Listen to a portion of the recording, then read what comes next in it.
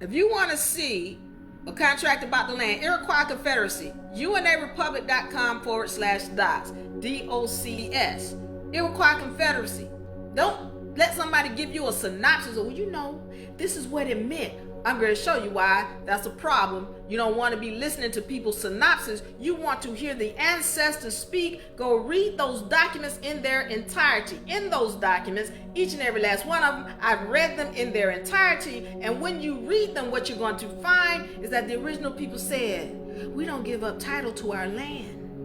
We will pay you tribute, we'll pay you taxes, but the land is to stay in the name of our descendants forever and ever, ever, and ever, ever. Go and look them up. And they are still in existence to this day. They still stand.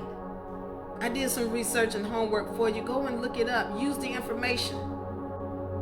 So now we are understanding what has happened, that we've got 4 different groups of people right now in this land that have been fighting over this land.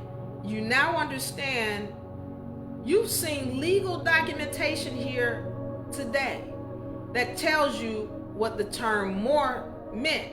And it shows you the fact that all these Moors and everything they're talking about dealt with sea, boats and ships and waters and everything dealing with something other than land. And so you understand why they were called Moors. We've already explained it to you, and then I've shown you proof and evidence of it. And anytime you find the term Moor in any legal documentation, it's going to tie back to Morocco, and it's going to deal with people who did jobs on a ship, as in seamen and pirates and land-stealing thieves.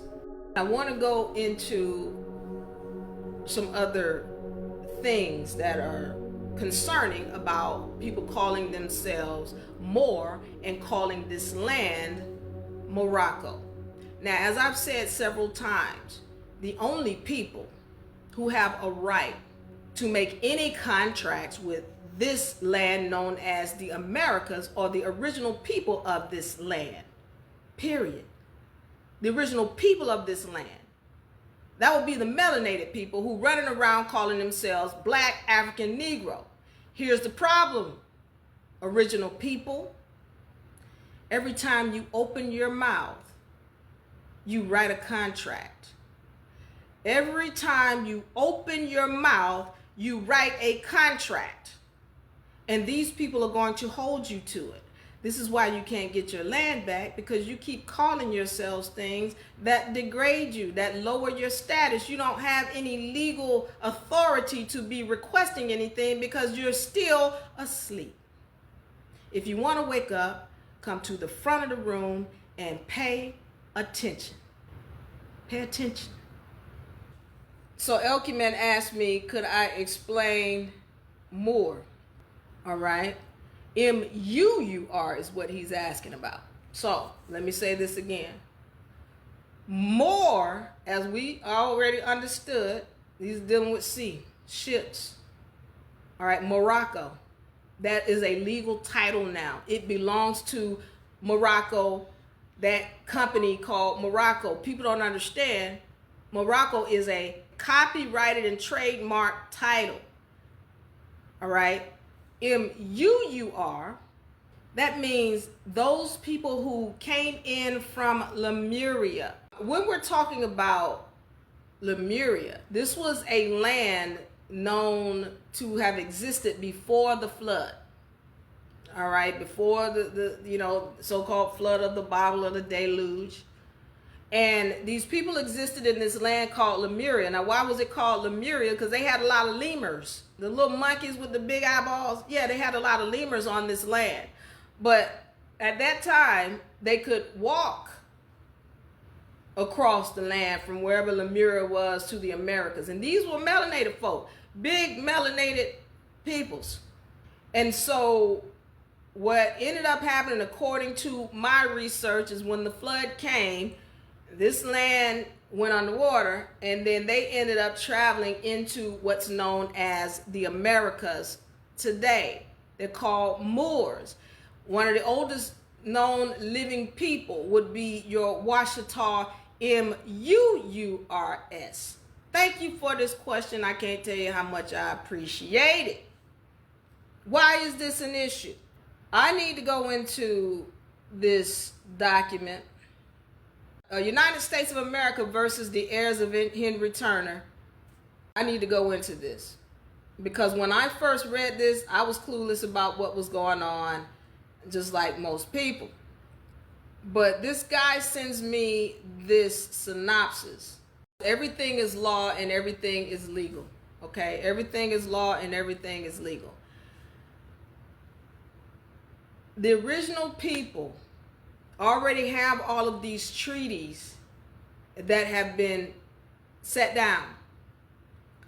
And the deal is that you've got the United States came in, and you can see right here this title, United States versus Turner. This was, and note this date, mid-1800s. Notice the date. So around this time, this is when the United States was trying to sue everybody to get land. And they also, it includes that they sued the French. Remember, the 1850s also is that time of Reconstruction, that Reconstruction era where they started rewriting history as well. So, but let's take a look at some things now, because remember, the United States of America Republic is a corporation. It's an organization created by, once again, elite Moors, melanated folks. And they had learned how to get funding on the federal side. Well, here's the United States trying to go after a whole lot of different people to get land.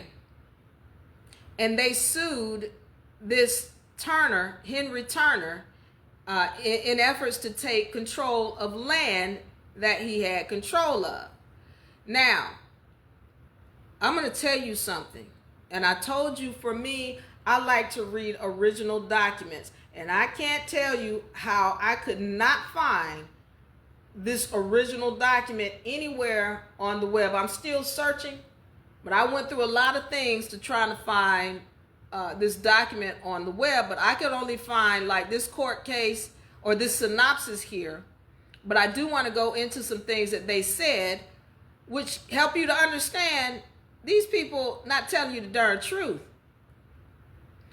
Those who were running the United States of America, they had given parts of the land to other people, or in some cases, people just came and took the land. But these were Moors who was doing this. And then you got to understand, look at this. Watch this now. And I know I'm going deep, but y'all got to understand what happened. Y'all got to understand this history.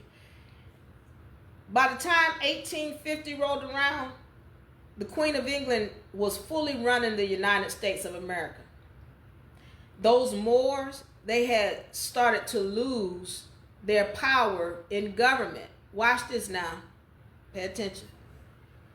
You all know about those mass lynchings of all those melanated people in the Americas. Notice when that happened. In the mid-1800s is when that took place. And you got to understand, those were not so-called slaves or regular, everyday so-called black people. No, those were Moors that they were hanging. Y'all need to pay attention. At this time, there were Moors who were running the United States of America, and they had begun to lose their power. So when the Spaniards came in and other people came in, you gotta recognize they couldn't just enslave these people. At this time, they came in and they said, listen up, this is the mid-1800s. You're either going to turn over your land and all your wealth and riches, or you're going to die. And some of them refused. And so they were hanged. That's who was being hung. So if, people are telling you, well, you can pick up a melanated person and you can just enslave them. Well, then you got to ask yourself, who is hanging all these slaves that they want, these people that want to tell you they're slaves? Who's hanging all these people? Whose slaves are these that these people are hanging? That's a lot of slaves to be mass hanging. Why you didn't just put them into slavery? You got to ask yourself that question. And the reason why you're not going to get a good answer is for the simple fact that these were not your regular melanated people. They were Moors who had knowledge of law. And you just can't enslave somebody who has knowledge. You got to kill them. Period. And that's what they did. And this is when the Moors really started to lose it all. Remember to keep that bell on for notifications. Follow UNArepublic for more great information.